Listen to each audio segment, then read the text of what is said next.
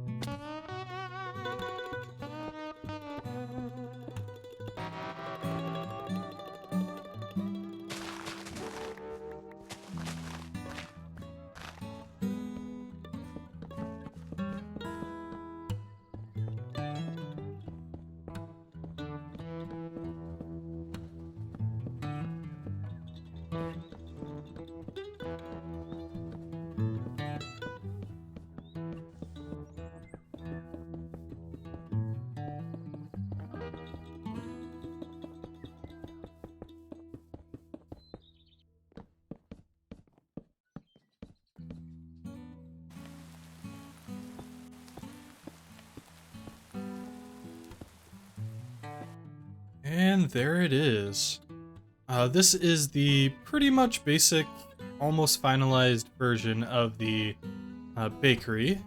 As you can see, I added a sign here with a piece of bread there. I think that looks pretty cool. I also found out that there's these pretty cool looking sliding glass doors, so I just decided to put that on there. Inside, we just have a few benches here. I was originally going to put some displays here. That way we can like sort of show off like some of the baked goods, but yeah, I kind of forgot about that, so I might replace the benches with that. You can also see the counter here, and you might need to use your imagination just a little bit. I have these item shelves here, which are pretty cool. They act pretty much just like item frames. But for some reason, they can only be placed on the side of a block like that. If you try to put it on top, it looks a little bit weird. And I'm surprised oh, it's actually going off of this one, so if I break that one, yeah, it breaks everything. But yeah, so with these, you can kind of imagine that this is sort of a counter with like maybe glass on top, and then inside you can actually look down and see the goods. And there might be a better option for that in the pack. I'm not really sure what it is. So if we go behind the counter here, you can also, I already opened this, but these are just cabinets. These are jungle cabinets specifically. They look pretty cool. They act just like barrels, I believe. We have a smoker here. This is sort of to act like a microwave, I guess. I don't know why a bakery would need a microwave. Maybe just like a toaster oven. There we go. That's the word for it. I'm just sitting on a shelf here. I might replace this with more of these. I'm not sure yet. Oh, and I just realized I put a name tag there. I might add a few more shelves up here as well. Haven't really decided on that. And I just have this block here to look a little bit like a cash register. So we can go now into the employees only section, and as you can see, it is completely empty. Yeah, we're gonna be filling this out here pretty soon. I just want to take a look upstairs. This is sort of like, I guess, a studio apartment, or like maybe an office for the workers, something like that. It's probably honestly gonna stay blank like this for a while until I decide to go through the world and add some more decorations. And just coming quickly outside again, you might notice that this wall is completely flat. I'm actually going to put the sandwich shop directly next to it. Maybe even using the same block palette or something like that, I'm not sure. But yeah, that'll be snugged up right against this building, so yeah, there's not really an opportunity to add any depth on this side. And I forgot to mention that I used limestone for the front of this. I actually forgot limestone existed, and this is a really nice looking block. It's a little bit more muted than like calcite and diorite. But yeah, it looks so good. It's sort of like a creamy white color, and then I just also used deep slate tiles for the rest of the build. And I'm just gonna get started here in the back. I forgot that I added this little garden here. This is actually where I've been getting all of my potatoes. I would put them at the farm, but I haven't actually had the opportunity to create an auto farm for it. There's also cabbage here, which is actually going to be really important for... I don't know why that just disappeared. Okay. Yeah, that'll be important for making sandwiches. So I think we can begin by taking a look at the recipe for making bread. So in order to make bread, we're going to need dough. We can use rice dough or wheat dough. I'm going to be going with wheat dough though, because we already have a wheat farm. And all we need to do is combine wheat flour, which we'll talk about in a second, and water. And we can do that in a crafting machine, or we can go ahead and mix it, and this is actually going to be the method that we decide to go with. In order to make wheat flour, we're going to need to use either a millstone or a crushing wheel to grind up some wheat. Now, I don't think there's actually a difference. I'm just double checking. Yeah, it's the exact same, so I think just to save ourselves a little bit of room, I'm just going to go for the millstone. So we'll start off by crafting a mechanical mixer, a basin. We'll probably need a few shafts, probably a few gearboxes, some more shafts because I just crafted all of mine into gearboxes. We'll also need a few fans. I'm going to go with 3 for now, but we may need to add or possibly even remove some later on. And of course we're going to need some belts. I'll also craft a few things from Tom's Simple Storage.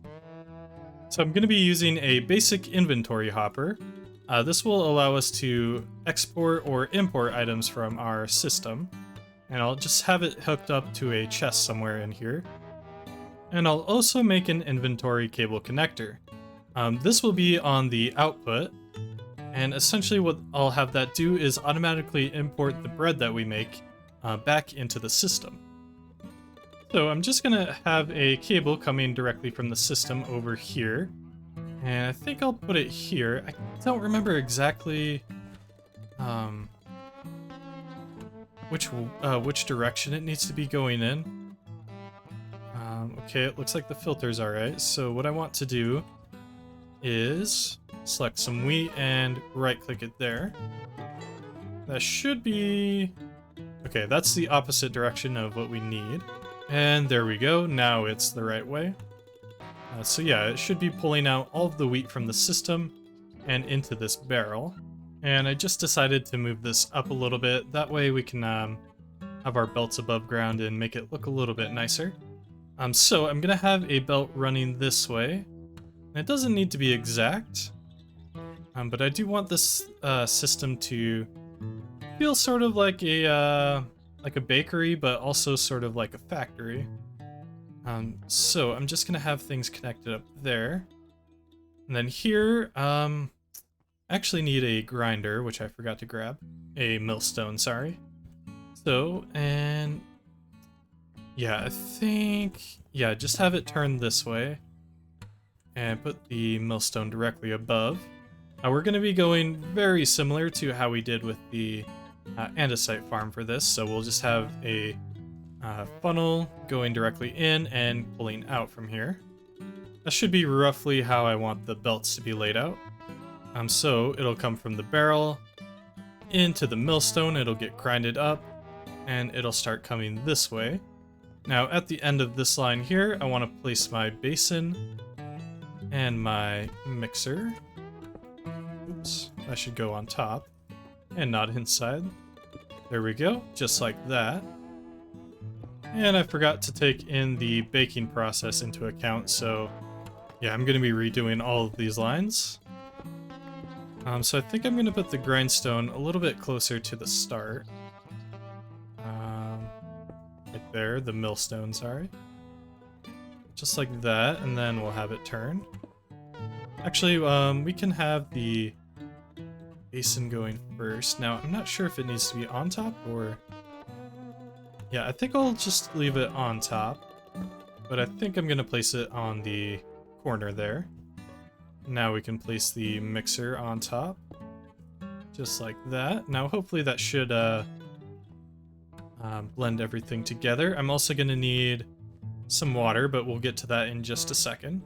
And we'll have the output right here, and we'll have the smoking process, the fans, go right here in the middle. And we'll just set these up just like this. We're also going to need some netherrack. Fortunately, I have a lot. So we'll just set these up in front. Now, this process is a little bit different to how we have the lava set up over at the junkyard, I guess, over there. Fortunately, we're not going to have to hold back any liquids, but we will need a flint and steel in order to light the netherrack on fire, and hopefully the fire doesn't spread anywhere. I can't remember if I have fire spread on or not. So that should, after we get it spinning. Okay, I thought I heard something burning. After the fans start spinning, it should be blowing smoke over the fans here, or over the belts. And as long as this belt is going in the right speed, it should be going at pretty much the right pace to get turned into bread. I'm just going to add a few andesite funnels here and there. I'm not sure if I'll need one on this side, actually. I might grab one just to be safe. And fortunately, I already have a piece of dough, so I can actually just put it in the recipe filter here. Now that should make it so it'll only be crafting dough. And speaking of dough, let's get started on that process. So we're gonna need a mechanical pump to pull water out. And I should have some more pipes in here, actually. Yep, and I do have a few extra fluid tanks. But I don't know if we'll actually need those, actually. But what I want to do now is... hopefully I can find a nice spot for this on the basin. And this positioning is going to be a little bit weird, but yeah, it'll do for now. And actually this needs to be one over here. But if we use an infinite water source, something like this, we can do a 2x2. Yeah, that'll work fine. If we place a pump, not in that direction, but just like that, and you will need to flip that around. But yeah, that'll actually pull basically an infinite amount of water out of this tiny pool. Now, I'm not sure if this still works. It could have changed in the most recent version of Create. But yeah, I'm just gonna hope that still works that way. So from here, we should just have to hook up the power to everything. Yeah, it's gonna be a little complicated, but honestly not too bad. I think the hardest thing is gonna be hooking up the mechanical mixer and the pump there. But yeah, so we'll come back when that's done. And by the way, thank you for the suggestions for using soul sand here on water wheels. I did actually know about this, but I just haven't had a use for this quite yet. Hopefully this isn't going to be too fast for what we're doing today. But yeah. And quickly, I also wanted to mention that it looks like this does indeed still work, which is really nice. So yeah, I just have the pump here connected directly into the to the basin here, and it is filling up, which is super nice. Everything else is pretty much connected as well. I just need to hook this thing back up. So I should just have to go a little something like that. That should be good. That should be everything hooked up now. Oops. Alright, I am gonna decorate this thing as well. But yeah, this is a little bit of a monstrosity right now. It was a little bit challenging to fit everything into a relatively small area like this. So I'm gonna just go ahead and put a piece of wheat in here and yeah, just try to follow it, make sure everything is going as planned. It should be getting grinded up now. There it is now flour. I forgot we actually get a few extra pieces sometimes. Ah, yep, I knew I forgot something. I need an andesite funnel there. Oops. Let's try that part again. There's a few pieces of wheat flour. Should be going in now. And I cleared the recipe, so don't know if it'll actually go again. Should be good now. Maybe we're gonna have to speed this up a little bit. There we go. Okay, so that part is good now. Following the wheat, it should be going... Oh, it looks like it takes an entire bucket. That's good to know. Now, hopefully this is slow enough.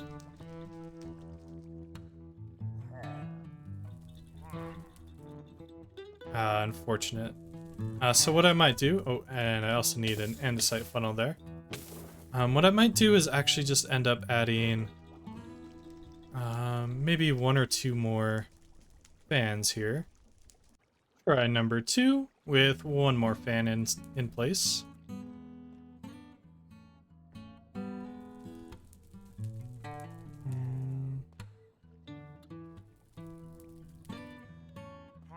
Hey, there we go. Nice. Oh. So I think I want to do a few more test runs just to make sure everything is working good. And yeah, then I think I'm going to go ahead and decorate this. I want this to look a little bit... Ow. I keep getting hurt by this. I'm going to have to put a few blocks in front of there. But I want it to look a little bit like a large oven. And yeah. I think that would look pretty cool. And here we are with the completely decorated bakery. Now you'll notice here we have a little bit of a brick oven. I also added an andesite funnel on here. This is mostly for aesthetics.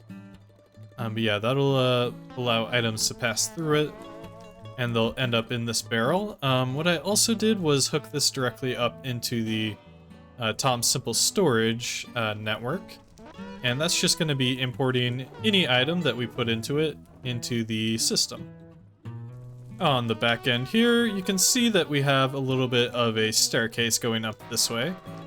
I kind of struggled trying to figure out like a good direction to go with this. It's really tight back here, so it's really hard to like get like a really nice looking build for the rest of this. A small addition I made to the system as well.